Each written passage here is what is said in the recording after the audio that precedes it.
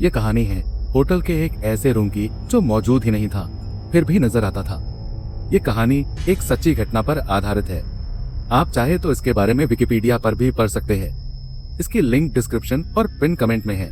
क्या आप कभी ऐसे होटल में ठहरे हैं जहां दरवाजे गिरने पर एक कमरा ज्यादा निकले, या फिर कोई कमरा दिखता हो लेकिन उसमें कोई रहता न हो? आज की कहानी एक ऐसे ही कमरे की है। रूम नंबर 13 एक ऐसा कमरा जो दिन में होता ही नहीं और रात में खुद ब खुद जिंदा हो जाता है। साल था 1900 के आसपास। प्रोफेसर एंडरसन इंग्लैंड का रहने वाला था, इतिहास का शोध करता था।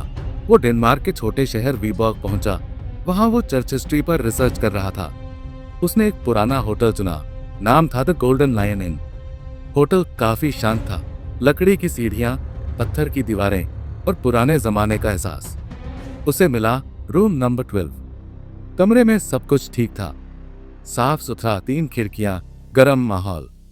लेकिन पहली रात एक अजीब सी बात महसूस हुई।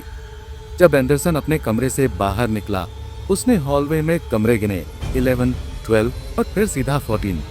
उसने सोचा रूम नंबर 13 कहाँ है। उसने रिसेप्शन पर पूछा, रूम नंबर 13 नहीं है क्या? रिसेप्शनिस्ट बोला, नहीं सर, बहुत लोग उस नंबर को अशुभ मानते हैं, इसलिए उस नंबर का कमरा कभी नहीं बनाया गया। लेकिन अगली रात सब कुछ बदल गया। रात के करीब 1 बजे जब सब सो रहे थे, एंडरसन को अपने कमरे के बगल से कुछ आवाजें आईं, जैसे कोई तेजी से फर्श पर चल रहा हो। अगली सुबह जब वो उठा और काम से बाहर जाने लगा तो उसका ध्यान उस कमरे की तरफ गया जहां से उसको कल रात आवाज आ रही थी। लेकिन उसने जो देखा वो देखकर वो हैरान रह गया। और हैरानी की बात यह थी, जिस तरफ से उसको आवाज आ रही थी वहां कोई कमरा था ही नहीं, क्योंकि कमरा नंबर 12 के बगल में तो सिर्फ दीवार थी। अब वो काफी डर चुका था। अगली रात एंडरसन को फिर से वही आवाजें सुनाई दी। इस बार वो दरवाजे की तरफ गया और उसने साफ देखा एक दरवाजा जिस पर फेंट चौक से लिखा था 13। अब वो और भी ज्यादा डर जाता है और डर से चुपचाप अपने रूम के अंदर चला जाता है। लेकिन वो पूरी रात सो नहीं पाता। फिर अगली सुबह वो उस रूम को देखने के लिए बाहर आता है, लेकिन उसने देखा कि सुबह वो दरवाजा गायब है। अब वो समझ नहीं पा रहा था कि उसके साथ क्या हो रहा है, क्योंकि रात होते ही उसके कमरे के अंदर का माहौल भी बदल जाता था। कमरे का आकार छोटा लगता, चीजें अपनी जगह से हिल जाती, किताबें गायब हो जाती, कुर्सियां हिलती और खिड़की के बाहर कोई छाया दिखाई देती। तब उसने सोचा अब इसके बारे में किसी को बताना होगा। एंडरसन ने होटल के मालिक और एक पड़ोसी गेस्ट हेजिंसन को सब बताया। दोनों उसकी बात सुनकर चौंके, लेकिन साथ चलने के लिए तैयार हो गए। उस रात तीनों ने उस 13 नंबर दरवाजे के सामने इंतजार किया। रात के 1:13 हो रहे थे।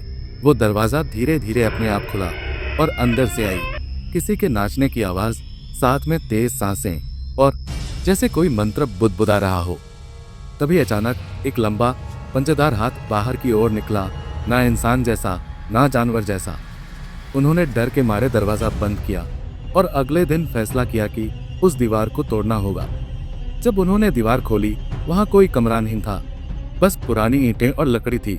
लेकिन जमीन में एक छोटा तांबे का बक्सा मिला। उस बक्से में एक वेलम पार्चमेंट था जिस पर लैटिन भाषा में कुछ लिखा था। किसी प्राचीन धर्म विरोधी कर्मकांड की बात थी, ऐसा कुछ जिसे शायद कभी दबा दिया गया था। और अब वही कमरा बार बार खुद को बनाकर बाहर आ रहा था। प्रोफेसर एंडरसन ने उस दस्तावेज को वाइबर्ग हिस्टोरिकल सोसाइटी को सौंप दिया और हमेशा के लिए होटल छोड़ दिया। कुछ महीने बाद वो अपने कजिन से मिला। उसने उसे सब कुछ बताया और आखिरी में बस एक बात कही, रूम नंबर 13 में कोई आत्मा नहीं थी। वो कमरा खुद एक आत्मा था जो अस्तित्व में ही नहीं था, लेकिन फिर भी मौजूद था। अब भी कई होटल ऐसे हैं जहां रूम नंबर 13 नहीं होता। हो सकता है वो लोगों के डर की वजह से हो, या शायद सच में कुछ तो है।